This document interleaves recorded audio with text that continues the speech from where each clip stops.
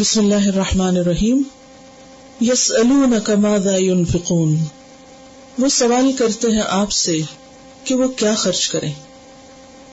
سوال کرنے والے صحابہ کرام تھے اور جس سے سوال کیا جا رہا تھا وہ محمد الرسول اللہ صلی اللہ علیہ وسلم تھے. صحابہ کرام دنیا کے بہترین افراد میں سے تھے.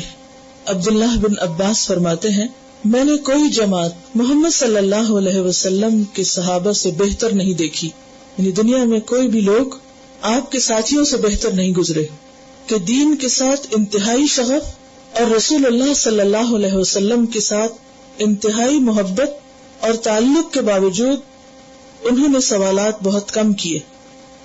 یعنی بہت قریبی تعلق تھا، بہت محبت تھی انہیں آپ سے، لیکن پھر بھی بہت سوال نہیں کیا کرتے تھے. آبزرو کیا کرتے تھے، غور سے سنتے تھے، سیکھتے تھے، اور واقعی جہاں مشکل پیش آتی صرف وہی سوال کرتے. کل 13 مسائل ایسے ہیں قرآن مجید میں جن کے بارے میں صحابہ نے سوال کیا اور قرآن میں ان کا جواب دیا گیا، اور صرف 13 اس لیے کہ بے ضرورت سوال نہیں کرتے تھے، جبکہ ہم لوگ عموماً سوال بہت کرتے ہیں اور جب کوئی بات پتہ بھی چل جاتی ہے تو اس پر عمل مشکل سے ہوتا ہے، کیونکہ سوال بھی عمل کی نیت سے نہیں ہوتا. سوال بھی عموماً یہ جاننے کے لیے ہوتا ہے کہ اچھا اس معاملے میں فلاں کیا کہتا ہے اور فلاں کیا کہتا ہے، یا یہ کہ اپنی مرضی کا مسئلہ معلوم کرنے کے لیے. کبھی ایک سے پوچھا، جب جواب اپنی مرضی کے خلاف آیا تو پھر کسی دوسرے سے پوچھ لیا، اور اس سے بھی تسلی نہ ہوئی تو کسی تیسرے سے پوچھ لیا، اور اس طرح سوال کرنا ایک شغل بن کے رہ گیا ہے. اگرچہ اچھا سوال پسندیدہ ہے، نصف علم ہے، لیکن بے ضرورت سوال علم سیکھنے کے راستے میں ایک بہت بڑی رکاوٹ بھی ہے. تو یسألونک، وہ آپ سے سوال کرتے ہیں، وہ آپ سے پوچھتے ہیں. کیا پوچھتے ہیں؟ بہت کام کی بات پوچھتے ہیں. اپنے مال کے بارے میں پوچھتے ہیں. ماذا ينفقون، کہ اس کو کہاں خرچ کریں، اس میں سے کیا خرچ کریں، کیا کریں اور کہاں کریں. اور یہ سوال نفلی صدقات کے بارے میں تھا، کیونکہ فرض کے بارے میں تو اللہ سبحانہ وتعالی نے خود وضاحت کر دی کہ زکوٰۃ کے مستحق کون ہیں. قل، کہہ دیجئے. سوال اگرچہ آپ صلی اللہ علیہ وسلم سے پوچھا گیا، لیکن جواب کہاں سے آیا؟ اللہ سبحانہ وتعالی کی طرف سے. اسی لیے اللہ تعالیٰ نبی صلی اللہ علیہ وسلم کو جواب بتاتے ہوئے فرماتے قل، آپ انہیں بتا دیجئے. اس سے بھی آپ اندازہ لگا سکتے ہیں کہ اللہ سبحانہ وتعالی نے صحابہ کرام کے سوال کی کتنی قدردانی فرمائی. نہ صرف یہ کہ قرآن مجید میں سوال کا ذکر کیا گیا، بلکہ قل کہہ کر جواب دیا گیا. ما انفقتم، جو بھی تم خرچ کرو، من خیرن، مال میں سے، یعنی جو بھی جہاں بھی تھوڑا ہو یا زیادہ، کسی بھی شکل میں، کسی بھی کوانٹٹی میں، کسی بھی کوالٹی کا، تو کیا ہو، فللوالدین، تمہارے مال کے سب سے پہلے مستحق تمہارے والدین ہیں، ان پہ خرچ کرو. سوال یہ پیدا ہوتا ہے کہ بیوی بچوں کا ذکر کیوں نہیں کیا گیا، حالانکہ بیوی بچوں کا نان نفقہ فرض ہے ایک مرد پر. تو بات یہ ہے کہ وہ تو فرض ہے ہی، یہاں پر سوال نفلی صدقات کے بارے میں. جو ذمہ داری ہے، لائبلٹی ہے، وہ تو ہے ہی، وہ تو کیا ہی جائے گا، اس میں تو پوچھنے کی ضرورت ہی نہیں، کیونکہ یہ تو کوئی سوال ہی نہیں کہ کوئی یہ پوچھے کہ میں اپنے بیوی بچوں پہ خرچ کروں یا نہ کروں اور کتنا کروں. دس از آؤٹ آف کوسچن. کیوں؟ اس لیے کہ وہ تمہاری ذمہ داری ہے، تمہیں کرنا ہی ہے. ہاں، اس کے علاوہ خرچ کرو تو سب سے پہلے والدین پر، ماں باپ پر، پھر والاقربین، اقربین پر، رشتہ داروں پر. اقرب جو ہے قاف رے بے قرب سے کس کا صیغہ ہے؟ افعال التفضیل کا صیغہ، سپرلیٹو ڈگری، زیادہ قریب، کلوزسٹ، نیئر ریلیٹیوز. اور یہ کون ہے؟ جیسے بہن بھائی، پھر ان کے بچے، والدین کے بہن بھائی، پھر ان کے بچے، پھر اپنے بچوں کے بچے، نواسے نواسیاں، پوتے پوتیاں. والدین کا اولاد پہ خرچ کرنا تو فرائض میں سے، لیکن اولاد کے لیے وہ ایک اعلیٰ ترین شکل ہے جو فرض سے بھی آگے ہو سکتی. یعنی ایک تو تھا نا قانونی یا لیگل ٹرمز میں فرض، سنت، نفل، اور ایک یہ ہے کہ پھر انسان جو نیکی کے کام کرتا ہے ان میں سے اعلیٰ ترین درجہ. والاقربین، اور قرابت دار، رشتہ دار، قریب ترین رشتہ دار. تو کون کون ہے اس میں قریب ترین رشتہ داروں میں؟ بہن بھائی، چچا ماموں خالہ پھپھی یہ ہیں اقرب. پھر اسی طرح نواسے نواسیاں پوتے پوتیاں. اب نانا دادا وغیرہ وہ والدین میں بھی آ جاتے ہیں. اب آپ دیکھیں کہ اس کے بعد اگلی ڈگری ہے کہ بہن بھائیوں کے بچے اور چچا وغیرہ کے بچے اور خالہ کے بچے، اور وہ پھر سیکنڈ کیٹیگری میں آتا ہے. تو اقرب کون ہے ان میں سے؟ یعنی چچا اور چچا کے بچوں میں سے اقرب کون ہے؟ چچا. اور چچا کے بچے ویسے قریب ہیں، یعنی قریبی رشتے دار ہیں. ٹھیک ہے. اسی طرح اپنے بچے تو ان پہ تو لازم ہے خرچ کرنا، لیکن آگے ان کے بچوں پہ خرچ کرنا جو ہے وہ لازم نہیں ہے. ہاں اگر کوئی ان پہ خرچ کرتا ہے تو وہ اقربین میں آ جائیں گے. بیٹے پہ خرچ کرنا تو ذمہ داری ہے، لیکن بیٹے کے بچوں پہ خرچ کرنا وہ پھر ایک اقربا میں سے آ جاتا ہے. اسی طرح باپ کے نانا دادا، ماں کی نانی دادی وغیرہ یہ سب اقربا میں آ جاتے ہیں. لیکن ماں باپ اور ماں باپ کے ماں باپ یہ پھر والدین میں ہی آ جاتے ہیں. جی ہاں. والیتاما اور یتیم، یعنی رشتے داروں کے بعد جو پہلے حقدار ہیں تمہارے مال کے نفلی صدقات کے، وہ یتیم ہیں، قابل رحم ہیں. کیونکہ جس کا باپ فوت ہو جائے اس کا حق زیادہ ہے، کیونکہ وہ محروم بھی ہے.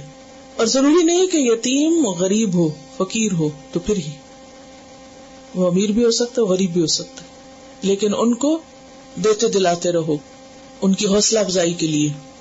کیونکہ عام طور پر ماں باپ اپنے بچوں کے لیے جب خرچ کرتے ہیں تو وہ صرف ضروریات پہ نہیں کرتے. کس پہ خرچ کرتے؟ آپ اپنے بچوں کو کھلاتے پلاتے ہی نہیں ہیں، ان کو وقتاً فوقتاً تحفے تحائف بھی لے کے دیتے ہیں، ان کی پسند کی چیزیں بھی لے کر دیتے ہیں. لیکن جن کے ماں باپ ہی نہیں ہیں ان کا کون خیال کرے گا؟ تو یہاں مراد خرچ کرنے میں صرف یہ ضرورت مند یتیم نہیں، بلکہ کون سا یتیم ہے؟ کوئی بھی یتیم. اور یہاں خرچ کس لیے کرو؟ تاکہ ان کی حوصلہ افزائی ہو. اسی طرح اقربا جو ہیں، ضروری نہیں کہ ان پر جب خرچ کیا جائے تو وہ فقیر مسکین ہو تو تب آپ ان پہ خرچ کریں گے. نہیں، آپ کے بہن بھائی کھاتے پیتے ہو سکتے ہیں، اس کے باوجود اچھے تعلقات کے لیے آپ ان کو تحفے تحائف دیتے ہیں، کھانے پینے کی چیزیں بھیج دیتے ہیں، اور دیگر کپڑے وغیرہ باقی چیزیں. ایسا نہیں ہوتا کہ ان کے پاس ہوتے نہیں تو پھر آپ ان کو دیتے. وقتاً فوقتاً جو گفٹ کی شکل میں اچھے جذبات کے اظہار کے لیے کچھ بھی آپ کرتے ہیں تو وہ بھی پسندیدہ ہے. پھر یتیموں کے اوپر بھی. والمساکین، اور مسکینوں پہ خرچ کرنا. اب مسکین پہ خرچ کرنا اس کی ضرورت کی وجہ سے ہے، کیونکہ وہ نیڈی ہے، اور اسی میں فقیر بھی شامل ہے. یاد رکھیے کہ فقیر اور مسکین جب الگ الگ آئیں تو فقیر زیادہ ضرورت مند کو کہتے اور مسکین نسبتاً کم کو. لیکن اگر صرف مسکین آئے تو اس میں مسکین کے علاوہ فقیر خود بخود شامل ہو جاتا ہے. وابن السبیل، اور مسافر. اب مسافر کی بھی 3 کیٹیگریز ہیں. ایک وہ مسافر جو محتاج ہے، ضرورت مند ہے، کیونکہ وہ کسی سے قرضہ نہیں لے سکتا اپنی ضرورت کے لیے، کوئی اس کو جانتا نہیں، اس کی کوئی ہیلپ نہیں کرے گا، لیکن وہ ضرورت مند ہو گیا. دوسرا وہ مسافر ہے جو محتاج نہیں، ضرورت مند نہیں. اور تیسرا وہ ہے جس کا آپ کو نہیں پتا کہ ہے یا نہیں. اب تینوں سے معاملہ مختلف طرح سے کریں گے. وہ مسافر جو محتاج ہے اس پہ خرچ کرنا لازم ہے. وہ مسافر جو محتاج نہیں تو آپ کی مرضی ہے، چاہے تو آپ حق کے مہمان کے طور پر کچھ اس کو دے دیں، کیونکہ بعض اوقات ایسا ہوتا ہے نا کہ فیملی میں کوئی گیسٹ آتا ہے لیکن آپ کے جاننے والے نہیں ہوتے، بس آپ کے بہن بھائیوں کے کوئی دوست ہیں یا کچھ اس طرح مہمان آ گئے، تو پھر کیا ہوتا ہے کہ رخصت کرتے وقت پوری فیملی کچھ نہ کچھ کنٹریبیوٹ کرتی ہے یا ایک گفٹ کے ساتھ رخصت کرتی ہے، تو یہ بھی کیا ہے ایک طرح سے مسافر کو دینے میں آتا ہے، حالانکہ وہ ضرورت مند نہیں. اچھا، تیسری درجہ کیا ہے کہ شک ہے، پتہ نہیں ضرورت مند ہے یا نہیں، تو پھر جیسے حالات اس کے مطابق انسان کر سکتے، چاہے تو دے چاہے تو نہ دے. اور جو محتاج نہیں اس کو بھی چاہے تو دے چاہے تو نہ دے، لیکن جو محتاج ہے اس کو کیا کرنا چاہیے؟ دینا چاہیے. ٹریولر.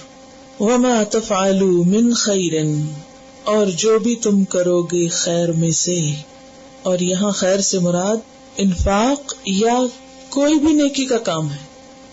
فإن اللہ بہ علیم، تو بے شک اللہ اس کو خوب جانتا ہے، اس کو سب پتا ہے تم کیا کر رہے. ومن یعمل مثقال ذرۃ خیرا یرہ، اور جو ذرے کے برابر بھی خیر کرے گا وہ اس کو دیکھ لے گا. کون؟ اللہ. انسان خود بھی دیکھتا ہے اور اللہ بھی اس کو دیکھتا ہے. فإن اللہ بہ علیم. اب چاہے خیر مال کے ساتھ ہو، انفاق فی سبیل اللہ کی شکل میں، یا پھر وہ خیر خدمت کی شکل میں ہو، یعنی آپ کسی کو مال تو نہیں دے رہے لیکن اپنا وقت دے رہے ہیں، خواہ وہ خیر تعلیم دے کر ہو یعنی علم سکھا کر، یا پھر جہاد فی سبیل اللہ کے ذریعے، کوئی بھی چیز مالی، بدنی، علمی، مشقت سب چیزیں آ جاتی. من خیر کہہ کے نیکی کو عام کر دیا گیا. حدیث میں آتا ہے اتقوا النار ولو بشق تمرۃ، آگ سے بچو خواہ کھجور کا ٹکڑا دے کے. ایک اور حدیث میں آتا ہے لا تحتقرن من المعروف شیئا، نیکی کے کسی بھی کام کو حقیر نہ سمجھو. ولو ان تلقى اخاك بوجه طلق، خواہ اپنے بھائی کو کھلے چہرے کے ساتھ ملو. اور پھر من خیر میں انفاق کی ساری شکلیں آ جاتی ہیں، حتیٰ کہ انسان اپنی بیوی کو جو کھلاتا ہے وہ بھی اس کے لیے کیا لکھا جاتا ہے؟ صدقہ لکھا جاتا ہے. حالانکہ اس پہ ذمہ داری بھی ہے لیکن پھر بھی اس کا ثواب ہے. اصل چیز کیا ہے کہ انسان نیت اچھی کرے. حدیث میں آتا ہے نبی صلی اللہ علیہ وسلم نے سعد بن ابی وقاص سے کہا تھا وَعْلَمْ أَنَّكَ لَن تُنْفِقَ نَفَقَةً تَبْتَغِي بِهَا وَجْهُ اللَّهِ إِلَّا أُجِرْتَ عَلَيْهَا حَتَّى مَا تَجْعَلُهُ فِي فَمِ امْرَأَتِكَ، جان لو کہ تم خرچ نہیں کرو گے کوئی نفقہ کہ جس کے ذریعے اللہ کی رضا چاہو مگر یہ کہ اس پہ اجر دیے جاؤ گے، یہاں تک کہ تم اپنی بیوی کے منہ میں اگر ایک لقمہ ڈالتے تو اس پر بھی تمہیں اجر ملے گا، وہ بھی ثواب کا کام ہے. تو من خیرن میں تو اچھائی بھلائی آ جاتی، لیکن مقصد کیا؟ تبتغی بہا وجہ اللہ، مقصود اللہ کی رضا چاہنا ہو، اللہ کو خوش کرنا ہو. تو next time when you go for groceries تو کیا نیت کریں گے؟ لائیں گے اپنے گھر والوں کے لیے، کھلائیں گے اپنے بچوں کو، لیکن کیا سوچ کے اس مشقت پر بھی اللہ مجھے اجر دے گا، میں اس سے اللہ کی رضا چاہتی. کتنی وسعت ہے ہمارے دین میں، کتنی خوبصورتی ہے.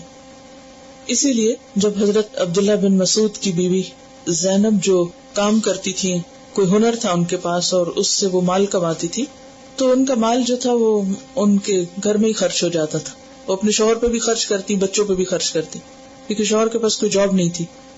ایک دفعہ گئی نبی صلی اللہ علیہ وسلم کی مجلس میں اور وہاں انہوں نے صدقے کے بارے میں بہت کچھ سنا، تو ان کو بہت خیال آیا کہ مجھے بھی صدقہ کرنا چاہیے. تو گھر آئی اور کہنے لگی کہ تم لوگوں کے اوپر خرچ کرنے کے بعد میرے پاس کچھ نہیں بچتا کہ میں فی سبیل اللہ خرچ کروں، لہٰذا آج کے بعد میں تم لوگوں کو نہیں دوں گی، اللہ کے راستے میں دوں گی. تو انہوں نے کہا کہ تم ایسا فیصلہ کرنے سے پہلے نبی صلی اللہ علیہ وسلم سے ضرور مشورہ کر لو. میں کہا جاؤ تم میرے لیے پوچھا، کہ میں نہیں پوچھتا، تم خود جاؤ. خیر وہ آئی، جب پہنچی تو نبی صلی اللہ علیہ وسلم اندر تشریف فرما تھے، دروازے پہ حضرت بلال تھے. حضرت بلال سے کہتی مجھے حضور صلی اللہ علیہ وسلم سے ملاقات کرنی ہے.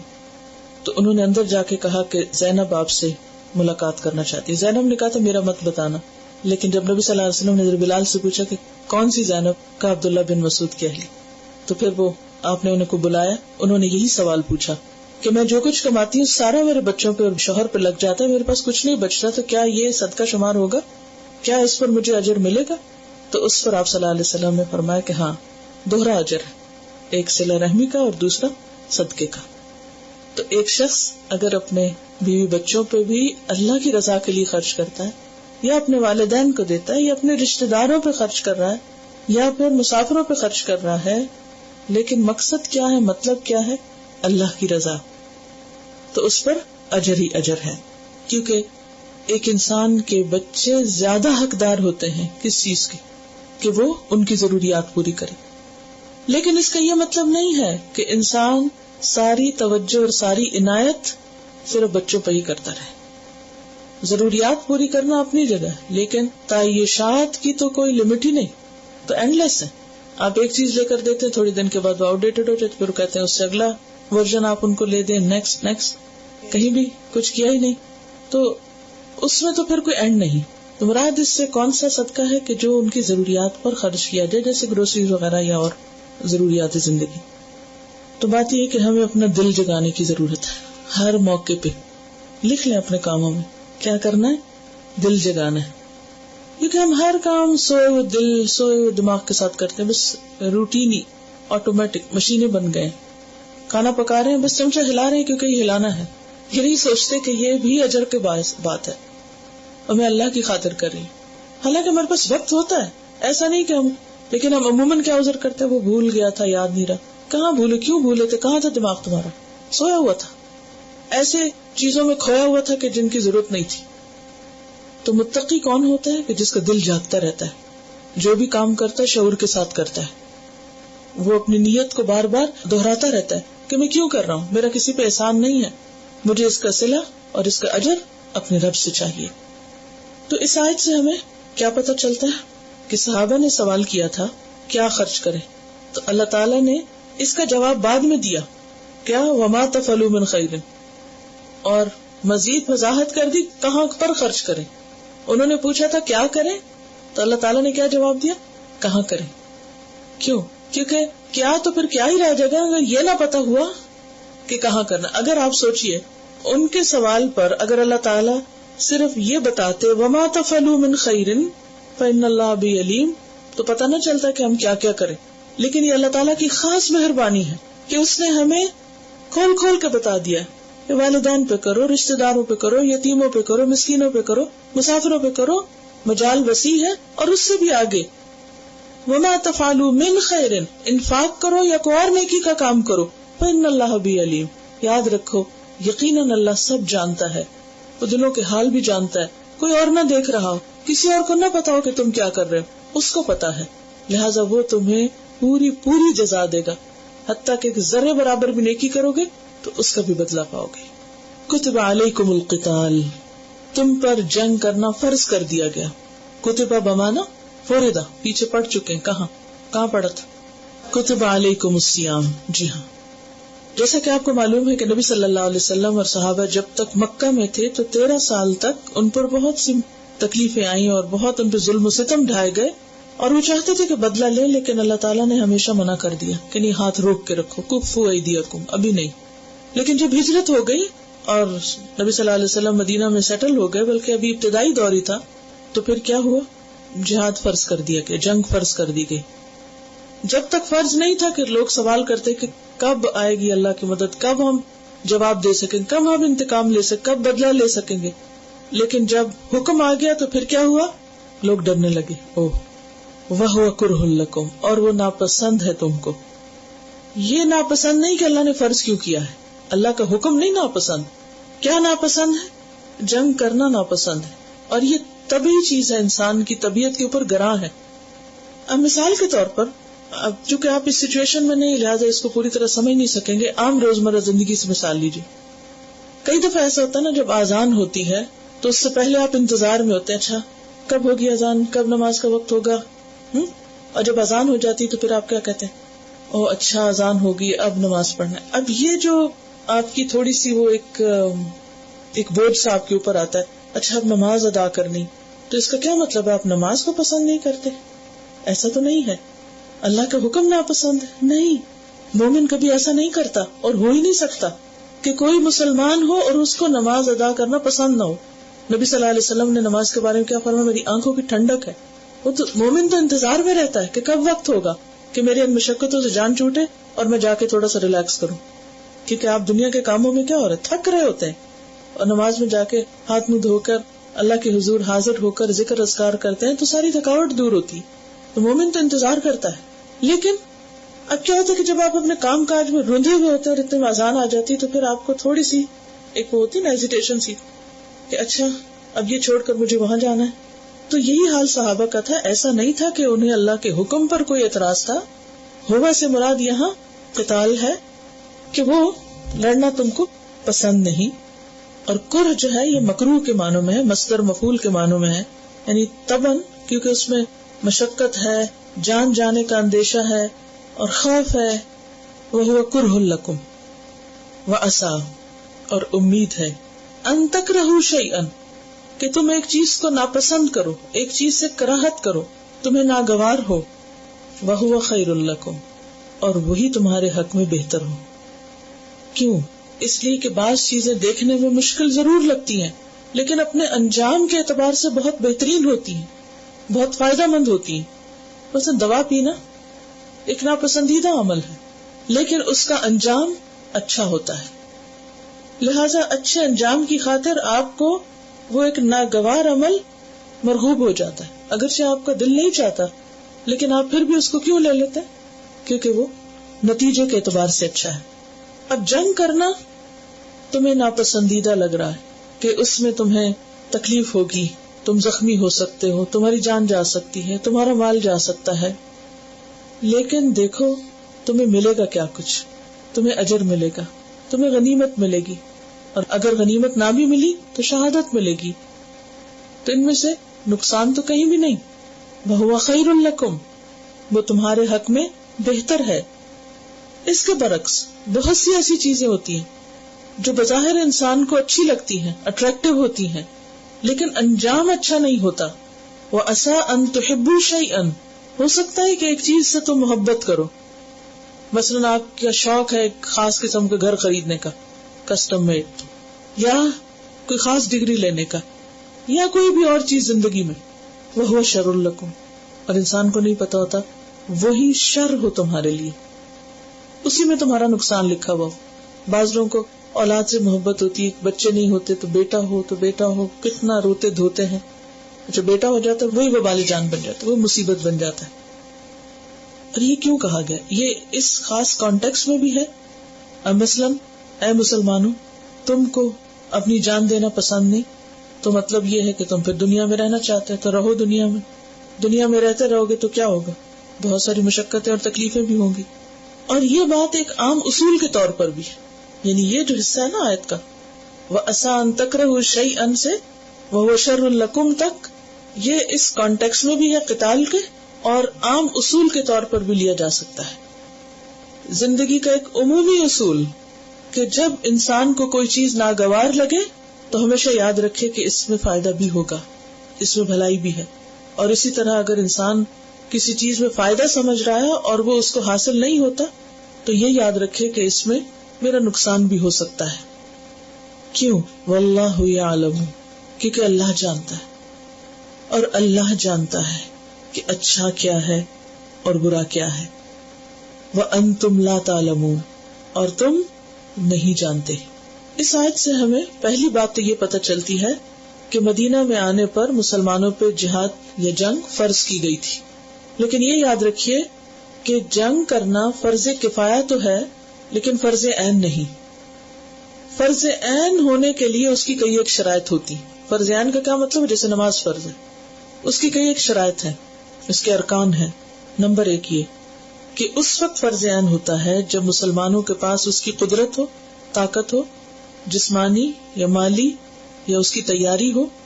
اس کے بغیر فرض عین نہیں، یہ فرض نہیں. کیونکہ اگر تیاری ہی نہیں کسی چیز کی اور استعداد ہی نہیں، طاقت ہی نہیں، تو انسان کسی بھی ایسے کام میں پڑھ کر کیا کرے گا؟ ہلاکت سے دوچار ہوگا، حاصل کچھ نہیں ہوگا. جیسے مکی دور، مکہ میں مسلمانوں کی کوئی قدرت نہیں تھی، طاقت نہیں تھی، صلاحیت نہیں تھی، تیاری نہیں تھی، تو ان کے اوپر فرض بھی نہیں تھا، انہیں روکا گیا تھا، منع کیا گیا تھا. لیکن جب وہ سب کچھ میسر آ گیا تو پھر اس وقت وہ چیز فرض ہوئی. دوسری شرط یہ ہے کہ وہ ایک امام کے جھنڈے کے تلے ہو، یہ نہیں کہ گروپ ادھر لڑ رہا ادھر لڑ رہا. پھر تیسری چیز یہ ہے کہ جب دشمن سر پہ آ جائے تو اس وقت انسان کہ نہیں میں تو بہت ہی ٹالرنٹ ہوں اور بہت کائنڈ ہارٹیڈ ہوں، میں نے تو کبھی کسی چڑیا کو بھی ذبح نہیں کیا، تو یہ نہیں ہو سکتا. پھر اسی طرح یہ ہے کہ اگر کسی کے پاس کوئی خاص اسکل ہو اور وہ صرف اسی کے پاس ہو اور کسی اور کے پاس نہ ہو، تو اس شخص کے لیے وہ پھر لازم ہوگا کہ وہ اس طرح مسلمانوں کی مدد کرے گا. ایک اور بات جو اس آیت سے پتہ چلتی ہے وہ یہ ہے کہ اللہ کے کسی حکم میں اگر انسان کو کوئی مشقت بھی ہو تو اس سے وہ فرض ساقط نہیں ہوتا. کیا مطلب اس بات کا؟ مثلا کوئی مثال سے سمجھائیں. کیا کہا میں نے؟ یعنی اگر آپ مثلا روزہ رکھنا آپ کو پسند نہیں کیونکہ آپ کو بھوکا رہنا اچھا نہیں لگتا، تو اس سے کیا آپ سے روزے کی فرضیت ساقط ہو جائے گی؟ ساقط کا مطلب کیا؟ ختم. ایسا نہیں ہوگا. اگر کسی کو نماز پڑھنا بہت مشکل لگتا ہے تو کیا اسے کہا جائے گا اچھا کوئی بات نہیں تم نماز بھی پڑھو؟ اس آیت سے یہ پتہ چلتا ہے کہ فرض ہے بھلے تم کو ناپسند ہو.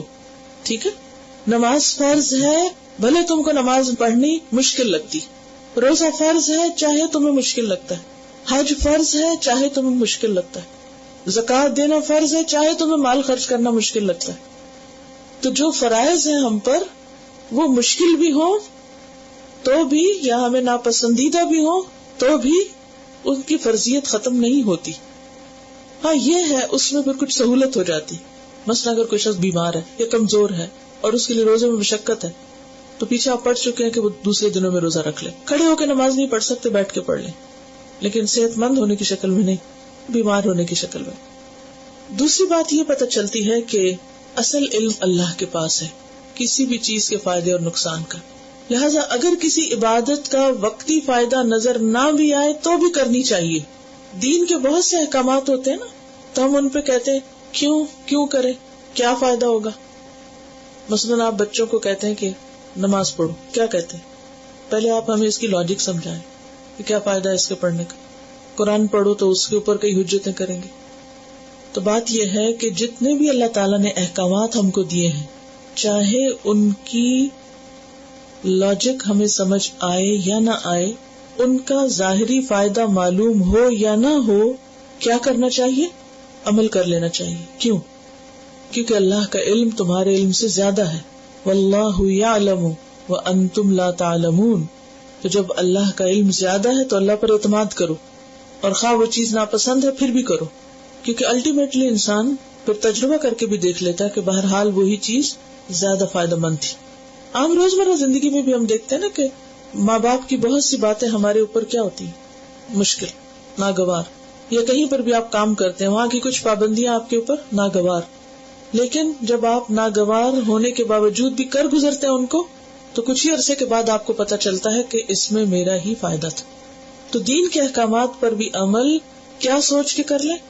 اللہ کا حکم ہے، اور اللہ تعالیٰ ظالم نہیں، اور اللہ کے ہر حکم کے ماننے میں میرا ہی فائدہ ہے.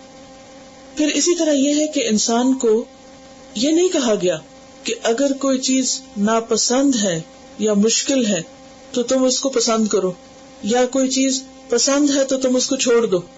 نہیں، اگر بظاہر کسی چیز میں فائدہ نظر آتا ہے تو اس کے حصول کے لیے کوشش کرنی چاہیے. ایک حدیث میں آتا ہے المؤمن القوی خیر واحب الی اللہ من المؤمن الضعیف. قوی مومن بہتر ہوتا ہے اور اللہ کا زیادہ پیارا ہوتا ہے ضعیف مومن سے، کمزور مومن سے. وفی کل خیر، حالانکہ دونوں میں بھلائی ہے، سبھی اچھے ہیں کیونکہ مومن ہے. احرص علی ما ینفعک، اس چیز کی حرص رکھو جو تم کو فائدہ دیتی ہے. نفع مند، فائدہ مند چیزوں کے اوپر حریص رہو، نیکی کے کاموں پر حریص رہو. واستعن باللہ، اور اللہ کی مدد مانگتے رہو. ولا تعجز، عاجز ہو کے مت بیٹھ جاؤ کہ مجھ سے نہیں ہوتا. وان اصابک شیء، اور اگر کام کرتے ہوئے تمہیں کوئی نقصان ہو جائے، مصیبت آ جائے، کوئی مشکل پیش آ جائے، فلا تقل لو انی فعلت کذا وکذا، تو یہ مت کہو کہ کاش میں ایسا اور ایسا نہ کرتا یا یہ کر لیتا. تو اس سے کیا اصول پتہ چلتا ہے، کیا بات پتہ چلتی کہ جو چیز بظاہر فائدہ مند نظر آئے اسے انسان حاصل کرنے کی کوشش کرے، اور اگر حاصل نہ کر سکے تو اللہ کی مدد مانگے، اور اگر نقصان ہو جائے تو پھر صبر کرے. کاش مت کہے کاش میں یہ نہ کرتا. کیوں؟ اس لیے کہ تم نے جب شروع کیا تھا تو کسی سوچ کے تحت ہی شروع کیا تھا، فائدے کے لیے شروع کیا تھا. اور اگر ساری آیت کا ایک اصول بنا لیا جائے، اور وہ کیا ہے کہ انسان اللہ کے فیصلوں کو قبول کر لے اور اللہ کی رضا پہ راضی ہو جائے، تو اسی میں اس کی بھلائی. اور جیسا کہ کلاس کے شروع میں نے آپ کو بتایا تھا کہ نیک لوگ ماضی میں ہمیشہ کیا کہا کرتے تھے، اللہ سبحانہ و تعالی کی خاطر اگر ہمارے ٹکڑے ٹکڑے بھی کر دیے جائیں تو بھی ہمارے دل میں اللہ کی محبت بڑھے گی. کیوں؟ کیونکہ انہیں اللہ پر اعتماد ہے، ٹرسٹ ہے کہ وہ ہمارے لیے جو بھی فیصلہ کرے گا وہ صحیح کرے گا، اسی میں اجر ہے. تو مطلوب کیا ہے؟ ہر حال میں راضی رہے انسان، راضی برضا رہے.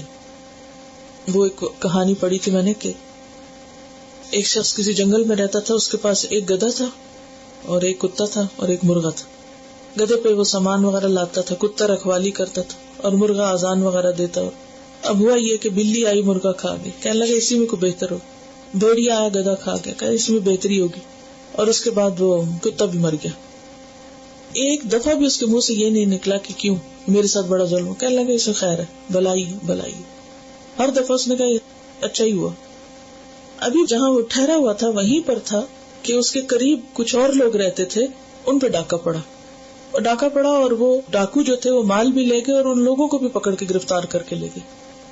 لیکن یہ شخص بچ گیا. یہ گرفتار نہیں ہوا. وجہ کیا تھی کہ دوسرے لوگوں کے جانور بول پڑے تھے، یعنی مرغا وغیرہ بول پڑا تھا، کتا بھونک پڑا تھا. اس سے ڈاکوؤں کو پتہ چل گیا کہ یہاں لوگ ہیں. لیکن یہ جہاں تھا اس کے پاس نہ کتا تھا نہ مرغا تھا، کوئی بولا نہیں، لہذا جو باقی اس کا سامان تھا وہ بچ گیا اور وہ خود بھی بچ گیا. تو بسا اوقات انسان سے ایک چیز چلی جاتی ہے تو انسان سخت تکلیف اٹھاتا ہے کہ کیوں ایسے ہو گیا، حالانکہ اسی میں بھلائی. ایک اور روایت اسی طرح کی آتی ہے کہ لقمان حکیم کی کہ وہ اپنے بیٹے کو سمجھاتے تھے کہ اللہ کے ہر فیصلے میں خیر ہے. تو ان کی سمجھ میں نہیں آتا، ان کا چلو بیٹے ہم کچھ سفر کرتے ہیں، سفر میں کچھ سیکھتے ہیں. خیر بیٹا ساتھ چلا، کھانا پانی ساتھ لے کے ایک لمبے سفر پہ نکلے، اور ہوا یہ کہ سب کچھ ختم ہو گیا. بیٹا بڑا پریشان ہوا کہ سب کچھ ختم ہو گیا، ہماری موت سامنے نظر آ رہی ہے اور ابھی آپ کہتے ہیں اسی میں بھلائی ہے. تو وہ یہ کہ چل رہا تھا کہ راستے میں پاؤں میں ہڈی چبھی اور بے ہوش ہو کے بچہ گر پڑا. تو لقمان نے دیکھا تو آنسو آگے، آنسو بچے کے چہرے پہ پڑے تو بچہ ہوش میں آ گیا. کہا ابا جان آپ تو کہتے تھے کہ ان سب چیزوں میں بھلائی، اس میں کیا بھلائی ہے، یعنی اتنی تکلیف میں نے اٹھائی.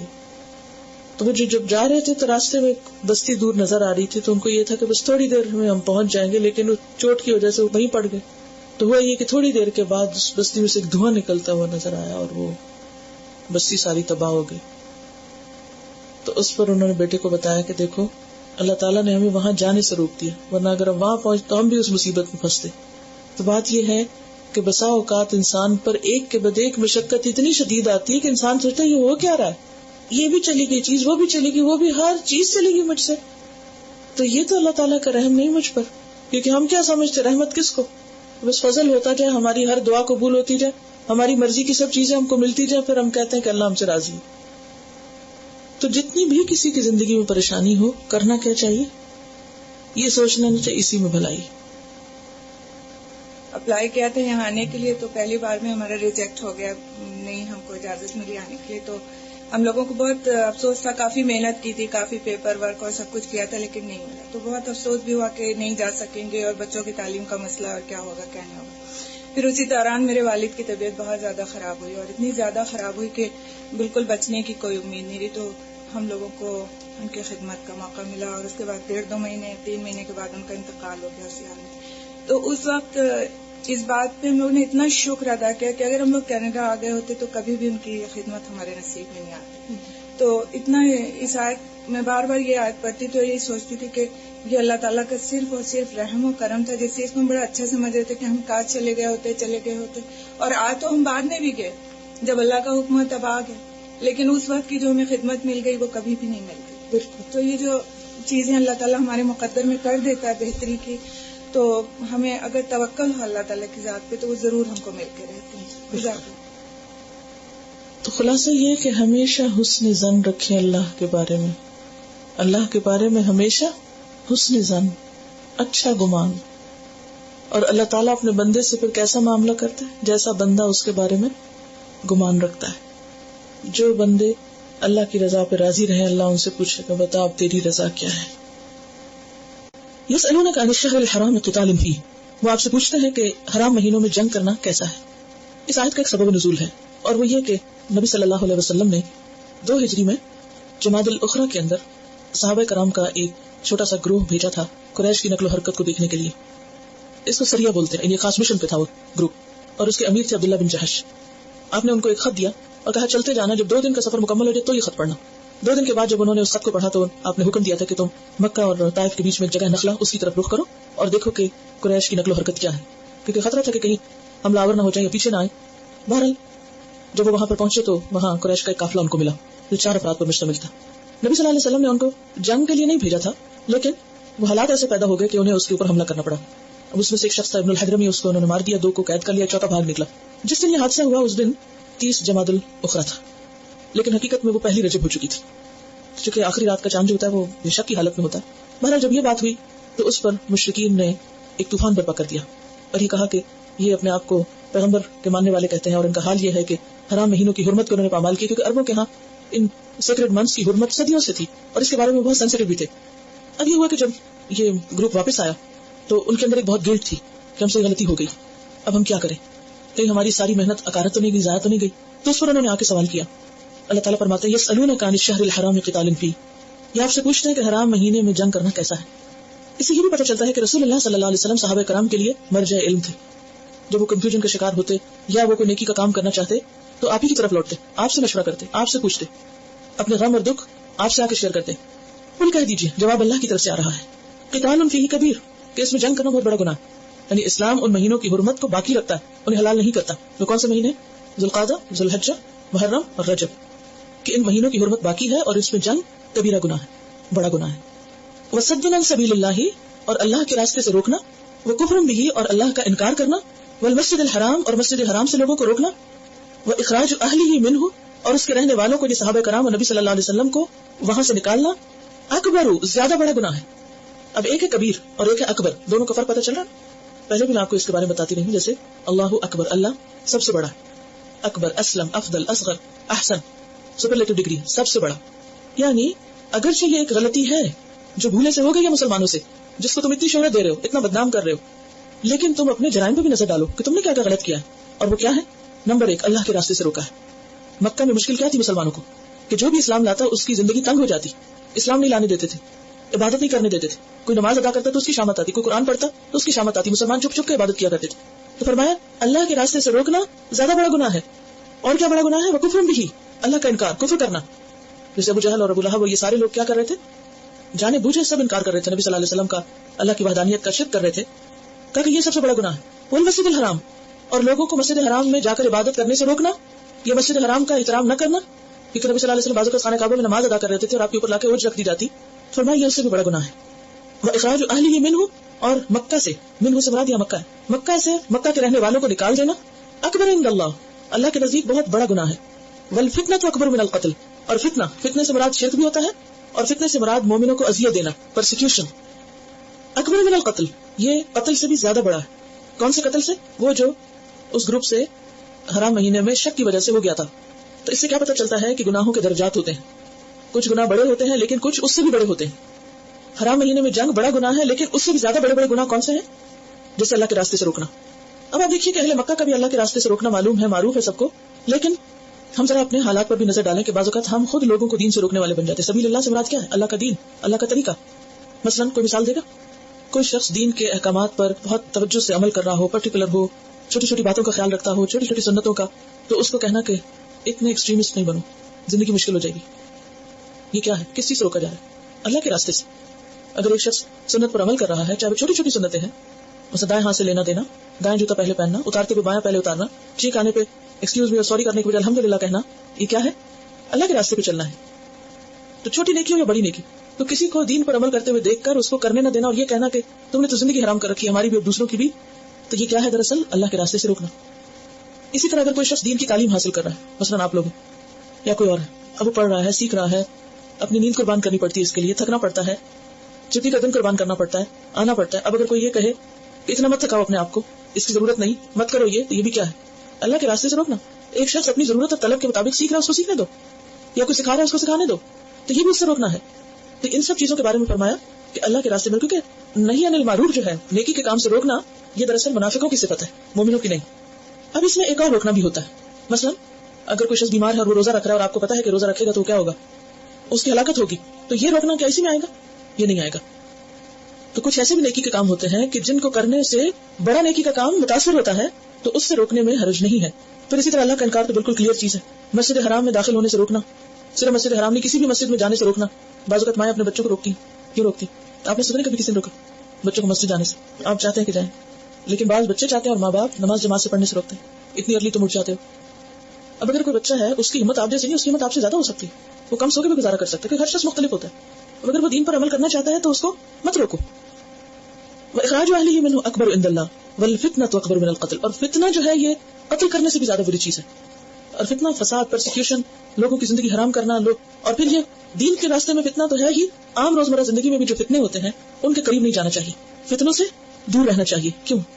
کیونکہ انسان پھر ان میں پڑ جاتا ہے. جہاں انسان کے ایمان جانے کا اندیشہ ہو اس جگہ سے بچنا چاہیے.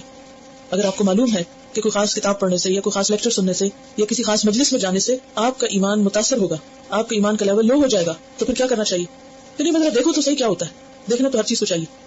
بعض لوگ بہت گھٹیا قسم کی فلمیں بھی دیکھتے رہتے ہیں, کیا سوچ کے ذرا میں دیکھوں تو یہ کیا کرتے ہیں, اور پھر دیکھ کے کیا ہوتا ہے, نتیجہ کیا ہوتا ہے؟ جو سین آپ دیکھتے ہیں وہ آپ کے دماغ پہ جم جاتے ہیں اور اسی طرح غفلت ہوتی ہے اور آہستہ آہستہ خیر سے بھلائی سے دین سے نیکی سے انسان دور ہو جاتا ہے. تو فتنہ تو اتنی بڑی برائی ہے کہ جو کسی کو کل کرنے سے بھی زیادہ برا ہے. اب مثلاً اپنے بچوں کے لیے ہم سوچیں کہ اگر ہم ان کو صحیح ماحول نہیں دیتے اور وہ سارا دن فتنے میں رہتے ہیں, فتنہ کیا ان کے لیے بہت ساری چیزیں فتنہ ہیں, تو گویا یعنی ان کا ذہنی بگاڑ جو ہے وہ ان کو جسمانی مار دینے سے بھی بدترین چیز ہے. کیونکہ جب کوئی کسی کو کل کر دیتا ہے تو وہ تو صرف اس کی جان جاتی ہے, لیکن اگر کسی کا اخلاق جاتا ہے یا اس کی سوچ بگڑتی یا اس کے اندر خدا رسول کی نفرت آتی یا دین سے نفرت آتی تو یہ اس کے لیے سے بھی بدترین چیز ہے. الفتنۃ اکبر من القتل ولا یزالون, اور وہ ہمیشہ رہیں گے, یقاتلونکم, تم سے جنگ کرتے, یعنی ہمیشہ ہمیشہ وہ تم سے جنگ کریں گے, کوئی فرق نہیں پڑتا کون سا دور ہے کون سا زمانہ ہے. حتی یردوکم عن دینکم, یہاں تک کہ وہ تم کو تمہارے دین سے پھیر دیں. یعنی مسلمانوں کو خبردار کیا جا رہا ہے کہ اہل مکہ جو تمہارے دشمن ہیں یہ دشمنی سے باز نہیں آئیں گے, یہ تمہارا پیچھا کرتے رہیں گے اس وقت تک جب تک کہ تمہیں تمہارے دین سے ہٹا نہ لے, کیونکہ انہیں دشمنی تم سے تمہارے دین کی وجہ سے, کسی اور وجہ سے نہیں. ان استطاعوا, اگر وہ استطاعت رکھتے ہو تو اس سے کیا پتہ چلتا ہے کہ وہ ایسا نہیں کر سکے کیونکہ اللہ نے ان کو توفیق نہیں دی ایسا کرنے کی, ورنہ وہ تو اپنی طرف سے کچھ کم نہیں کر رہے تھے.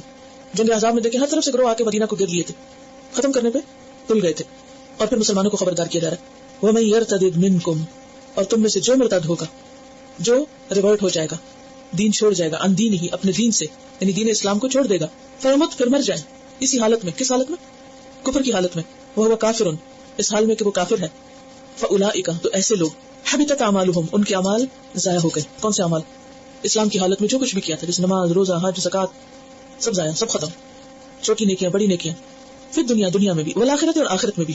یعنی جب فوت ہو جائے تو اس کو غسل نہیں دیا جائے گا, اسے کفن نہیں دیا جائے گا, اس کا جنازہ نہیں پڑھا جائے گا, اسے مسلمانوں کے قبرستان میں دفن نہیں کیا جائے گا, اس کی وراثت میں سے حصہ نہیں لیا جائے گا, کوئی تعلق نہیں. اس اتنا بڑا جرم ہے یہ کہ مسلمان ہونے کے بعد پھر اسلام سے دور چلے جانا, واپس پلٹ جانا.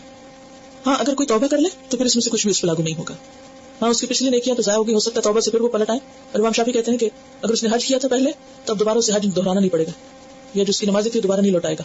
سمجھ آ رہی ہے نا بات, ایک شخص مسلمان تھا, پھر وہ مرتد ہو گیا, پلٹ گیا, کچھ اور ہو گیا. اب کیا ہوا, جو بھی اس نے نیکی کی سب صفائی ہو گئی, کچھ عرصے بعد اسے ہوش ہے, پھر اس نے توبہ کی, وہ واقعی سچا مسلمان ہو. تو اب کیا ہے, یہ جو توبہ ہے اس کی وجہ سے اس کی وہ نیکیاں جو ہے واپس اس کے بیلنس میں آ سکتی ہیں. اس کو جو نمازیں اس کی وائپ آؤٹ ہوئی تھی دوبارہ قضا نہیں پڑھنی ہوگی, یا اس نے حج دوبارہ نہیں اس کو کرنا ہوگا, یہ روزے دوبارہ نہیں رکھنے ہوں گے کہ وہ جو میرے ضائع ہوا میں پھر کروں. نہیں, اب آئندہ کے لیے اصلاح کر لے, کیونکہ جو شخص سچے دل سے توبہ کر لیتا ہے وہ ایسا ہوتا ہے جیسے آج ماں کے پیٹ سے پیدا ہوا, اس کی پچھلی خطائیں معاف کر دی جاتی ہیں اور نیک کام ان کے باقی رکھے جاتے ہیں. وہ اولئک اصحاب النار, اور وہ لوگ آگ کے ساتھی ہیں, ہم فیہا خالدون, جس میں وہ ہمیشہ ہمیشہ رہیں گے. کس میں ہمیشہ رہیں گے؟ آگ میں. ان الذین آمنوا, بے شک وہ لوگ جو ایمان لائے, اور ایمان نام ہے تصدیق کا. تصدیق کیا ہوتا ہے؟ To confirm. یوسف علیہ السلام کے بھائی جب ان کو کنویں میں پھینک کر واپس آئے تو انہوں نے اپنے والد سے کہا وما انت بمؤمن لنا ولو كنا صادقین, اور آپ ہماری تصدیق نہیں کریں گے خواہ ہم سچے ہی کیوں نہ ہوں. ولو كنا صادقین, اگر ہم سچے بھی ہوں. ایک تو اس سے پتہ چلتا ہے کہ وہ جھوٹے تھے اور ان کی بات سے جھوٹ ٹپک رہا ہے. اگر ہم سچے ہوں تو مطلب یہ کہ سچے نہیں ہو تو, کہ اگر ہم سچے تب بھی نہیں آپ ہمیں مانیں گے, یو ڈونٹ ٹرسٹ اس, ہم سچ ہی بولیں. تو یہاں یہ ہے کہ مومن کا کیا مطلب ہے, ما انت بمؤمن لنا, کیا مانا, تم ہم پر ایمان نہیں لاتے. تو ایمان کا کیا مانا ہے یہاں؟ تصدیق. کس کی تصدیق؟ کس کو سچ ماننا؟ تصدیق کس کو کہتے ہیں؟ کسی کو سچا ماننا. تو بے شک وہ لوگ جو ایمان لائے, یعنی انہوں نے اللہ کے وجود کو سچ مانا, رسول کو سچ مانا, آخرت کا یہ وقوع سچ مانا, ان سب چیزوں کو کنفرم کیا, ان کی تصدیق کی. والذین ہاجروا, اور وہ لوگ جنہوں نے ہجرت کی. ہجرت کیا ہوتی؟ اللہ کی خاطر غلط کام چھوڑنا, یہ ہجرت عام ہے, اور اللہ کی خاطر گھر بار چھوڑنا یہ ہجرت خاص ہے, یعنی ایمیگریٹڈ. لیکن فی اللہ وجاہدوا فی سبیل اللہ, اور اللہ کے راستے میں جدوجہد کی, جہاد کیا. جہاد کا لفظی معنی جنگ کرنا نہیں ہوتا, اس سے مراد جنگ کرنا ہوتا ہے. جہاد کئی طرح کا ہوتا ہے, اپنے نفس سے بھی ہوتا ہے کہ اپنے آپ کو برائیوں سے روکنا, اپنے اندر اچھی عادتیں پیدا کرنا, اور اس میں سب سے زیادہ مشقت لگتی ہے انسان کو. شیطان سے بھی ہوتا ہے, اور پھر دشمنوں سے بھی ہوتا ہے. وجاہدوا فی سبیل اللہ, اور فی سبیل اللہ کا مطلب کیا ہے؟ اللہ کی خاطر, اللہ کی رضا چاہنے کے لیے. اولئک یرجون رحمت اللہ, ایسے لوگ اللہ کی رحمت کے امیدوار ہیں. یرجون, امید ہے, ہوپ رکھتے ہیں. اس سے کیا پتہ چلتا ہے کہ انسان کتنے بھی بڑے بڑے کام کر لے. اب آپ دیکھیں ایمان, ہجرت اور جہاد کوئی چھوٹے کام ہیں, یہ چھوٹے چھوٹے عمل ہیں, بہت بڑے بڑے عمل ہیں, لیکن اتنا کچھ کرنے کے بعد بھی وہ کیا کرتے ہیں؟ امید رکھتے ہیں. انہیں اپنے نیک کاموں پر کوئی فخر نہیں, کوئی عجب کا شکار نہیں, کیونکہ انہیں پتا ہے کہ نیک کاموں کی وجہ سے کوئی جنت میں نہیں جا سکتا جب تک کہ اللہ کی رحمت نہ ہو. اور اللہ کی رحمت کیا چیز ہے؟ ایک تو رحمت کے معنوں میں, اور پھر جنت کے معنوں میں. بخاری میں آتا ہے اللہ سبحانہ وتعالی جنت کو مخاطب کر کے فرماتے ہیں انتی رحمتی, تو میری رحمت ہے. ارحم بکی من اشاء, تیرے ذریعے میں جس پہ چاہوں رحم کروں. تو جنت میں کسی کو داخل کرنا اللہ کی رحمت کا اظہار ہے, اللہ کی رحمت کا بہترین نمونہ ہے. واللہ غفور الرحیم, اور اللہ غفور الرحیم ہے. غفور ہے گناہوں کے سلسلے میں, مغفرت کا تعلق کس سے ہے؟ انسان کے گناہوں سے، کہ انسان گناہ کرتا ہے تو اللہ تعالیٰ اس کو معاف کرتا ہے. اور رحیم رحمت کا تعلق ہے اطاعت سے، کہ اطاعت اللہ کی رحمت کا ذریعہ بنتی ہے. اب دیکھیے کہ جتنے بھی نیک کام ہیں وہ صرف اللہ کی رحمت سے ہی ہو سکتے ہیں. سب سے پہلے تو یہ کہ اللہ تعالیٰ نے ہمیں بتا دیا کہ نیکی کے کام کون کون سے ہیں. اگر وہ نہ بتاتا تو ہم کیا کرتے؟ ٹکرے مارتے رہتے. نمبر 2، پھر اللہ ان کو کرنے کی توفیق بھی دیتا ہے، اسی کی توفیق سے ہوتے ہیں. نمبر 3، جب کر لیتے ہیں تو اس میں ثواب بھی دیتا ہے. تو یہ 3 چیزیں آتی ہیں اس کے رحیم ہونے میں. دیکھیے غفور اللہ تعالیٰ کی صفت ہے نا، اللہ بخشش فرمانے والا ہے. کس چیز کی؟ گناہوں کی بخشش. انسان سے بھول چک ہوتی ہے، خطا ہوتی ہے، اللہ تعالیٰ معاف کر دیتے ہیں. نمبر 2، رحیم. رحیم کا تعلق کس سے ہے؟ اطاعت سے. غفور کا تعلق گناہوں سے، رحیم کا تعلق اطاعت سے. اطاعت کب ہو سکتی ہے؟ جب آپ کو پتا ہو کہ کیا کرنا چاہیے. اللہ نے بتا دیا نا کیا کیا کرنا چاہیے. اب آپ کو پتا چل جائے تو آپ کب کرتے ہیں؟ جب اللہ توفیق دیتا ہے. اور جب توفیق مل جاتی ہے اور آپ کر لیتے ہیں تو اس میں ثواب کون دیتا ہے؟ وہ بھی اللہ دیتا ہے. یہ سب اس کا رحیم ہونے کی وجہ سے، یہ ہے اس کا رحیم ہونا. تو بے شک وہ لوگ جو ایمان لائے اور جنہوں نے ہجرت کی، اللہ کی خاطر اپنی سب پسندیدہ چیزیں چھوڑ دی اور اللہ کی خاطر جہاد کیا، اپنی طاقت لگائی، محنت کی، کوشش کی، ہر مشکل سے مشکل کام میں لگے رہے، حتیٰ کہ جان دینے کا وقت ہے تو اس سے بھی پرہیز نہیں کیا، اور یہ سب کچھ اخلاص کے ساتھ کیا کہ اللہ کا نام بلند ہو، اللہ کی اطاعت ہو. ایسے لوگوں کو اللہ کی رحمت کی امید ہوتی ہے. یقین پھر بھی نہیں، کیونکہ کوئی بھی شخص یہ نہیں کہہ سکتا کہ میں نے تو اتنے اچھے کام کر لیا اب تو لازم ہے کہ اللہ بخشے مجھ کو. لیکن انہیں امید رکھنی چاہیے کہ واللہ غفور الرحیم، اللہ غفور الرحیم ہے. یسألونک عن الخمر والمیسر، سوال کرتے ہیں آپ سے خمر اور میسر کے بارے میں، کیونکہ یہ 2 چیزیں ان کی سوسائٹی میں بہت عام تھی اور وہ دیکھ بھی رہے تھے کہ ان کے کچھ نقصان ہے. تو ابھی تک چونکہ اسلام کا کوئی حکم نہیں آیا تھا تو انہوں نے سوال کر لیا صحابہ کرام نے کہ اسلام اس کے بارے میں کیا کہتا ہے، شراب اور جوئے کے بارے میں. یسألونک عن الخمر والمیسر. اب صحابہ کرام کے سوالات کو آپ دیکھیے، انشاءاللہ آگے بھی کچھ آئیں گے اور پھر ان کا ایک دفعہ سے جائزہ لیں گے کہ کیا کیا پوچھتے تھے وہ اور کیوں پوچھتے تھے. عمل کرنے کے لیے پوچھتے تھے، اللہ کے قریب ہونے کے لیے پوچھتے تھے. کوئی مشغلہ نہیں تھا ان کا کہ محض سوالوں پہ سوال کرتے جائیں اور مطلب صرف علم اکٹھا کرنا ہو اور عمل کی کوئی نیت نہ ہو. اور ہم تو ایسی بہت سی چیزیں جن کے بارے میں شک ہوتا ہے ہم پوچھتے بھی نہیں، کیوں کہ اگر پتہ چل گیا تو پھر کرنی پڑ جائیں گی. تو یہ آپ سے خمر کے بارے میں پوچھتے کہ خلاف فطرت بھی ہے نا کہ انسان کی عقل ماری جائے. بل میسر اور جوئے کے بارے میں، تو یہ سوسائٹی کی 2 بڑی خرابیاں تھیں. تو اس پر انہوں نے پوچھا کیونکہ ایمان جو ہے وہ دل جگا دیتا ہے انسان کا. جب دل جاگتا ہے اس کی آنکھیں انسان کی کھلتی ہیں تو پھر اس کو اچھے برے میں خود بھی فرق نظر آنے لگتا ہے. اس کے اپنے اندر بھی ایک کرائٹیریا آ جاتا ہے کہ کیا ٹھیک اور کیا غلط. اب دیکھیے ابھی آپ نے اگرچہ پورا قرآن مجید نہیں بھی پڑھا لیکن اپنے روزمرہ زندگی میں آپ جب چل پھر رہے ہیں، کام کر رہے ہوتے تو آپ کے اپنے اندر ہی سوال اٹھتے ہیں اور پھر آپ خود سے خود بھی کچھ فیصلے کرنے لگتے ہیں کہ یہ چیز مجھے صحیح معلوم نہیں ہوتی. کون بتا رہا ہوتا ہے کہ یہ ٹھیک نہیں معلوم ہوتی؟ حالانکہ شرعی حکم نہیں بھی پتا. یہ فطرت اندر کا وہ مسلم جس کو اللہ نے مسلمان ہی رکھا ہے، وہ الگ بات ہے کہ ہم اس کو چھپا دیتے ہیں. تو بہرحال ان کے ذہن میں سوال پیدا ہو. اللہ تعالیٰ نے کیا فرمایا؟ قل فیہما اسم کبیر، کہہ دیجیے ان دونوں میں بہت بڑا گناہ ہے. ایک رات میں کبیر کو کثیر بھی پڑھا گیا، بہت زیادہ. کہہ دیجیے ان دونوں میں بہت بڑا گناہ. اچھا بہت سے لوگ یہ کہتے ہیں کہ قرآن میں نہیں لکھا ہوا کہ شراب حرام. سوچیے کہ جس چیز کے بارے میں کہہ دیا جائے کہ جس کا گناہ بہت بڑا ہے، یہ کبیرہ گناہوں میں سے، تو وہ پھر ثواب کا کام ہے، وہ حلال کرنا. کہہ دیجیے اس میں بہت بڑا گناہ ہے، اس کی سزا بہت سخت ہے، کیونکہ اس وہ گناہ ہوتا ہے جس کے اوپر سزا ہوتی ہے. وہ منافع للناس، اور کچھ فائدے بھی ہیں ظاہری، وقتی، مادی، کیونکہ اس کا بزنس بہت ہوتا ہے. ہم نے دیکھو کہ جن لوگوں نے دکانوں میں شراب رکھی ہوئی ہے ان کی آمدنی ان سے زیادہ ہے جس میں وہ نہ ہو، تو مادی منفعت ہے اس میں، بزنس فلرش کرتا ہے اس کی وجہ سے. بعض لوگ یہ بھی پوچھتے ہیں کہ اچھا ہم نے جو کنوینئنس اسٹور ہے، گروسری اسٹور ہے، تو اس میں سب کچھ باقی تو سب حلال ہے، لیکن اگر ہم ایک آئٹم ایسا رکھ لیں کہ اس کی وجہ سے کسٹمر آتے ہیں تو پھر اور چیزیں بکتی ہیں، تو یہ وقتی فائدہ ہے. تو اللہ تعالیٰ نے اس وقتی فائدے کا ذکر بھی کر دیا. وہ منافع للناس. اور پھر یہ کہ چونکہ شراب پی جاتی ہے لذت کے لیے، نشے کے لیے، مستی کے لیے، تو پھر اس سے انسان کو ایک جو وقتی سرور حاصل ہوتا ہے وہ بھی اس کا مزہ. اور اسی طرح جوئے کو تو میسر کہا بھی اس لیے گیا کہ اس میں کوئی محنت نہیں انسان کی لگتی، اور بغیر محنت کے بعض اوقات انسان ٹوٹی کوڑی کے ساتھ لاکھوں کا مالک بن کے آ جاتا ہے بغیر کسی محنت مشقت کے. اس کا بھی ایک نشہ ہوتا ہے. ہم دیکھو کہ جو لوگ گیملنگ کرتے ہیں وہ صرف گیملنگ اس لیے نہیں کرتے، ان کو ایک قسم کا چسکا پڑ جاتا ہے. تو وقتی بظاہر فائدہ کیا ہے؟ وہ ایک شغل ہے، کھیل ہے، اور اس کے ساتھ ساتھ اس میں مال بھی حاصل ہو جاتا ہے، لاٹری بھی اسی طرح. لیکن حقیقت یہ ہے کہ مسلمان صرف ظاہری فائدوں کو نہیں دیکھتا کسی چیز کے، وہ یہ یاد رکھتا ہے کہ وہ اسمہما اکبر من نفعہما، ان کا گناہ ان کے فائدے سے کہیں زیادہ ہے. اب آپ دیکھیں کہ ایک اصول دے دیا گیا ہے ہم کو کہ زندگی میں بعض چیزوں میں فائدہ بھی نظر آتا ہے، نقصان بھی. تو پھر انسان سوچتا ہے کروں کہ نہ کروں. آپ ایک فکس میں ہوتے ہیں نا، کئی ڈیسیژن آپ کو زندگی میں لینے ہوتے ہیں، مثلا کہیں جانا ہے اور آپ سوچتے ہیں اگر میں جاؤں تو یہ فائدے ہیں لیکن ساتھ یہ نقصان بھی ہے. اب آپ کیسے ڈیسیژن لیں؟ کبھی آپ کے ساتھ ایسا ہوا فیصلہ کرنا مشکل ہو رہا؟ اس کے لیے بہت بڑا سبق ہے یہاں پر. انسان ہمیشہ کمپیریزن کرے، لکھنا شروع کر دیا کرے کہ اگر میں یہ کام کر لوں یہ فائدہ، یہ فائدہ، یہ فائدہ، یہ فائدہ، تو پھر آپ کو پریشانی تو نہیں، اس نقصان بھی ہے. کون کون سا نقصان ہے؟ یہ نقصان ہے، یہ نقصان ہے. ان دونوں کا آپ خود ہی کمپیئر کریں، خود ڈیسیژن لیں. اگر کسی کام کے کرنے میں فائدے زیادہ ہیں اور تھوڑے نقصان ہیں تو آپ کر لیں، لیکن اگر کسی کام کا کرنے میں نقصان زیادہ ہے اور فائدے ہیں مگر کم ہے تو پھر آپ کیا کریں؟ اس کام کو نہ کریں. قل فیہما اسم کبیر ومنافع للناس واثمہما اکبر من نفعہما، اور ان کا گناہ ان کے فائدے سے کہیں بڑا ہے، کہیں زیادہ ہے. تو ایک مومن بھلا وہ کام کیوں کرے گا کہ جس میں فائدہ کم اور نقصان زیادہ ہو. اب اس میں بہت سی وضاحتیں ملتی ہیں کہ شراب کے کیا کیا نقصانات ہیں، کتابیں لکھی گئی ہیں اس میں، بہت سے آرٹیکل، انٹرنیٹ پہ بہت کچھ ہے کہ انسان خود بھی جان سکتا ہے کہ اس میں کیا نقصان ہے. جس کی بھی فطرت سلیم ہے وہ کبھی بھی شراب کو اپروو نہیں کرے گا، خواہ وقتی طور پر اس سے کچھ نہ کچھ فائدہ بھی ہو. اور لوگ بہت سی دلیلیں بھی دیتے ہیں اس میں کہ آخر اس میں کیا برائی ہے. اور لیکن بات یہ ہے کہ کوئی بھی چیز جو انسان کی انسانیت کو نقصان دے اور اس کی جو عظمت ہے دیگر مخلوق پر اس کی عقل کی وجہ سے، تو اس کی عقل کو جو چیز نقصان دے اس کے لیے کسی بھی طرح فائدہ مند نہیں ہو سکتی. تو ایک شخص اگر شراب پی کر اس کی عقل ڈھانپی جاتی ہے اور پھر وہ بےہودہ گفتگو کرتا ہے جو اس کے درجے اور رتبے اور مرتبے سے گری ہوئی ہوتی ہے، تو اس میں اس کے لیے کیا فائدہ ہو سکتا ہے.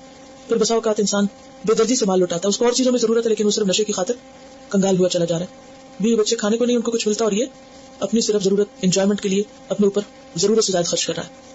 پھر اسی طرح یہ ہے کہ بسا اوقات نشے میں آ کر انسان کسی کی عزت، جان، مال، کسی بھی چیز کی پرواہ نہیں کرتا. اس کو یہ یاد نہیں رہتا کہ میرے سامنے کون ہے، میرا باپ ہے، یہ بیوی ہے، یہ کون ہے.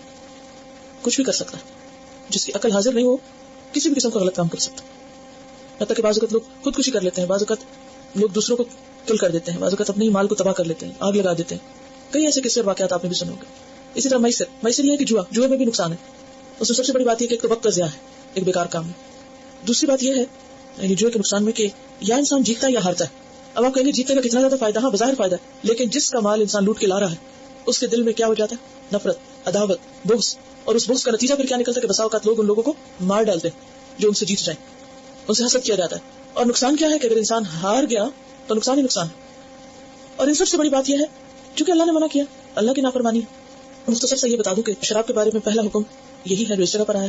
پھر اس کے بعد دوسرا حکم سورۃ النساء میں آتا ہے 43 میں، تیسرا سورۃ المائدہ میں آتا ہے جہاں پہ اس کی حرمت تمام کر دی گئی. جب شراب حرام ہو گئی تو پھر اس پہ نبی صلی اللہ علیہ وسلم کے زمانے میں اس پر سزا دی جاتی تھی 40 کوڑوں کی حد تک. اور لوگوں کو وہ جوتوں سے مارتے، ہاتھوں سے مارتے، کپڑے کے کناروں سے جیسے کپڑا رول کر کے تو اس سے مارتے. حضرت ابوبکر کے زمانے میں بھی 40 کوڑے رہے، لیکن حضرت عمر کے زمانے میں چونکہ سلطنت کی وسعت بہت زیادہ ہو گئی تو پھر اس صورت میں کیا ہونے لگا کہ لوگ بہت کثرت سے اس کی طرف آنے لگے، کیونکہ بہت سے نئے نئے مسلمان بھی ہوئے تھے اور ایمان کی کمزوری تھی. نتیجہ یہ ہوا کہ آپ نے صحابہ کرام کے مشورے سے اس کی سزا 80 کوڑے کر دی، اور وہ مشورہ حضرت عبد الرحمن بن عوف نے دیا جسے باقی صحابہ کرام نے قبول کیا، اور حضرت عمر کے دور سے پھر اس کی سزا 80 کوڑے ہی ہے. وَيَسْأَلُونَكَ مَاذَا يُنْفِقُونَ، پھر صحابہ کا سوال ہے کہ اور کیا خرچ کریں. اس سے آپ دیکھیں کہ ان کا مزاج کیا تھا. مزاج تھا دینے والا، دوسروں کا خیر خواہ، اور خصوصاً جن کے پاس مال تھا. قُلِ الْعَفْوَ، کہہ دیجیے جو ضرورت سے زائد ہو. عفو کے کئی ایک معنی کہ جو آسانی سے خرچ کر سکو، جو تمہاری نیڈ سے ایکسٹرا ہو. اسی طرح عفو کا ایک معنی ہے جو چیز اچھی اور پاکیزہ ہو، جو کسی کو بغیر مانگے دیا جائے، یعنی کسی نے مانگا نہیں پھر بھی آپ دے رہے ہیں، جس کے دینے میں تکلیف نہ ہو، جسے دے کر آپ خود کنگال نہ ہو جائیں. ٹھیک ہے، یہ سب کچھ عفو میں آ جاتا ہے. اور عفو کا لفظی معنی کیا ہے؟ معاف کر دینا. کہ بسا اوقات آپ کو کسی پہ خرچ نہیں کرنا لیکن اس کا قصور معاف کرنا ہے، یہ بھی صدقہ ہے. کسی کی غلطی کو معاف کرنا بھی صدقہ ہے. تو بعض اوقات انسان صدقہ مال سے کرتا ہے اور بعض اوقات اپنی عزت کا کرتا ہے اور بعض اوقات اپنے جذبات کا کرتا ہے. کذالک یبین اللہ لکم الآیات، اسی طرح اللہ واضح کر دیتا، بیان کرتا ہے تمہارے لیے آیات کو، احکامات کو. لعلکم تتفکرون، تاکہ تم غور و فکر کرو. یہ آیات اللہ نے کیوں واضح کی ہے کہ تم غور و فکر کرو. کس چیز میں غور و فکر؟ فی الدنیا والآخرہ، دنیا کے امور میں بھی اور آخرت کے امور میں بھی. صرف دنیا میں ہی غور و فکر نہیں کرو، آخرت کے بارے میں بھی غور و فکر کرو. تو یہاں ہم سب کو غور و فکر کی دعوت دی جا رہی ہے. بہت سے لوگ دنیا کے امور میں تو غور و فکر کرتے ہیں لیکن آخرت کی فکر نہیں ہوتی ان کو، اور بہت سے لوگ آخرت میں فکر کرتے ہیں لیکن دنیا کے امور کو بالکل چھوڑ دیتے ہیں. اعتدال کیا ہے؟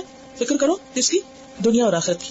اور دونوں میں جب آپ غور و فکر کرو گے اور کمپیریزن کرو گے تو تمہیں پتہ چلے گا آخرت کے لیے کچھ کرنا زیادہ فائدہ مند ہے. والآخرۃ خیر وابقیٰ. اور انسان بہت سے حقائق تک پہنچتا ہے کہ دنیا کی خوشی غموں سے گھری ہوئی ہے، دنیا میں صحت کے ساتھ بیماری بھی ہے، دنیا میں انسان کے پاس نعمت کے ساتھ تکلیف بھی ہے. کوئی ایک انسان آپ کو ایسا نہیں ملے گا جس کو 100 سال کی بھی زندگی ملی ہو تو کوئی ایک مہینہ زندگی کا بغیر غم، تکلیف، بیماری، پریشانی کے اس کا گزرا. خواہ کوئی دنیا کا طویل ترین عمر پانے والا ہو، انتہائی مالدار ہو، کوئی بھی ہو، کوئی ایک شخص ایسا نہیں ملے گا کہ جسے جو یہ دعویٰ کر سکے کہ ہاں مجھ پہ ایک مہینہ ایسا گزرا کہ جس میں مجھے کسی قسم کی کوئی تکلیف نہیں ہوئی، نہ مجھے کسی نے ہرٹ کیا، نہ مجھے کوئی پریشانی ہوئی، نہ میں بیمار ہوا، نہ مجھے بھوک لگی، نہ مجھے کوئی درد ہوئی. کوئی ہے ایسا؟ کوئی بھی نہیں. ایک دن بھی نہیں. دن تو چلو پھر بھی شاید کوئی نکل ہی آئے لیکن ایک ہفتہ بھی شاید نہ ہو. تو بات یہ ہے کہ ہمیں غور و فکر کرنا چاہیے. غور و فکر ایک عبادت بھی ہے.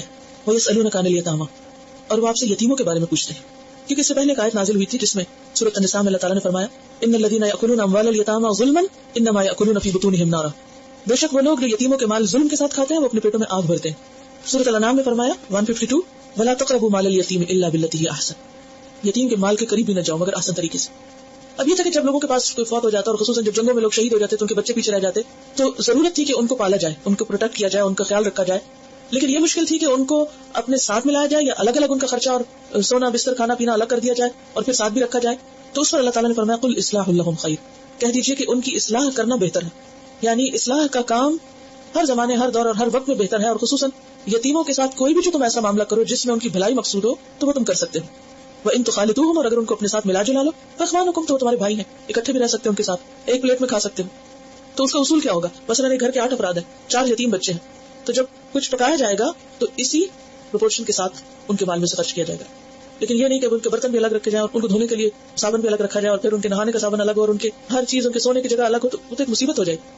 تو اسی لیے اللہ تعالیٰ نے فرمایا کہ اگر ملے جلے رہو، اکٹھے کھا رہے ہو، ایک جگہ پر استعمال کر رہے ہو ضروریات زندگی، تو کوئی حرج نہیں، کیونکہ وہی تمہارے بھائیوں کی طرح ہے. ایک گھر میں رہنے والے جیسے بھائی ہوتے ہیں ان کو بھی بھائی سمجھو. واللہ یعلم المفسد، اور اصل میں اللہ سے ڈرو کیونکہ اس کو پتا ہے کہ فسادی کون ہے، کون ان کے ساتھ زیادتی کر رہا ہے. من المصلح، مصلح سے، ان دونوں کا فرق اللہ کو پتا ہے. تو اپنی اصلاح کرتے رہو کیونکہ تمہارا معاملہ اللہ کے ساتھ ہے، پھر اسی کے مطابق جزا دے گا جو تم نے کیا ہوگا. ولو شاء اللہ لأعنتکم، اور اگر اللہ چاہتا تو تمہیں مشقت میں ڈال دیتا، مصیبت میں ڈال دیتا. کس اعتبار سے؟ کہ تمہیں حکم ہوتا کہ تم یتیموں کو رکھو بھی اور ان کا کھانا پینا اور ہر چیز الگ رکھو، پھر تو بڑی مشکل ہو جاتی. ان اللہ عزیز حکیم، بے شک اللہ غالب ہے. واللہ غالب علی امرہ، وہ جو چاہے حکم دے، جو چاہے فیصلہ کرے. حکیم، لیکن حکمت والا ہے. غالب ہے مگر اس کے ہر فیصلے میں، ہر کام میں، ہر حکم میں حکمت ہے، لہٰذا وہ تمہیں ایسا حکم نہیں دے گا کہ جس کے ذریعے تم مشکل میں پڑو. لا یکلف اللہ نفسا الا وسعها. تو اس آیت سے یہ پتہ چلتا ہے کہ صحابہ کرام چھوٹی چھوٹی باتوں میں رہنمائی طلب کیا کرتے تھے، حتیٰ کہ کھانے پینے کے معاملے میں، مال خرچ کرنے کے معاملے میں، اور یتیموں کے ساتھ سلوک اور ان تمام چیزوں کے بارے میں. اور یہ سب کس بات پر مبنی تھا؟ احتیاط اور تقویٰ پر، کہ کوئی ایسا کام نہ ہو جو اللہ تعالیٰ کو ناراض کر دے اور جس کی وجہ سے آخرت برباد ہو. یہاں یہ جو آیت ہے نا، آسان تکرہوا شیئا وہو خیر لکم، اس میں مولانا وحید الدین لکھتے ہیں کہ کتاب تذکیر القرآن، یہ لکھتے ہیں کہ یہی اصول زندگی کے تمام معاملات کے لیے صحیح ہے. آدمی آزاد اور بے قید زندگی کو پسند کرتا ہے، حالانکہ اس کی بھلائی اس میں ہے کہ وہ اپنے آپ کو اللہ کی رسی میں باندھ کے رکھے. آدمی اپنی تعریف کرنے والے کو دوست بناتا ہے، حالانکہ اس کے لیے بہتر یہ ہے کہ وہ اس شخص کو اپنا دوست بنائے جو اس کی غلطیوں کو اسے بتاتا ہو. آدمی ایک حق کو ماننے سے انکار کرتا ہے اور خوش ہوتا ہے کہ اس طرح اس نے لوگوں کی نظر میں اپنا وقار بچا لیا، حالانکہ اس کے لیے زیادہ بہتر یہ تھا کہ اپنی عزت کو خطرے میں ڈال کر کھلے دل سے حق کا اعتراف کرے. آدمی محنت اور قربانی والے دین سے بے رغبت رہتا ہے اور اس دین کو لیتا ہے جس میں معمولی باتوں کو جنتی خوشخبری ہو، حالانکہ اس کے لیے بہتر تھا کہ وہ محنت اور قربانی والے دین کو اختیار کرتا. آدمی زندگی کے مسائل کو اہمیت دیتا، حالانکہ بڑی عقل مندی یہ ہے کہ آدمی موت کے مسائل کو اہمیت دے. تو بہت سی چیزیں زندگی میں مشکل لگتی ہیں، ناپسند اور ناگوار ہوتی ہیں، اور انسان کا فائدہ کس میں ہے کہ دوسرا راستہ اختیار کرے جو اس کے لیے پسندیدہ نہیں، کیونکہ اس میں خیر اور بھلائی ہے. وآخر دعوانا ان الحمد للہ رب العالمین. سبحانک اللہم وبحمدک، نشہد ان لا الہ الا انت، نستغفرک ونتوب الیک. السلام علیکم ورحمۃ اللہ وبرکاتہ.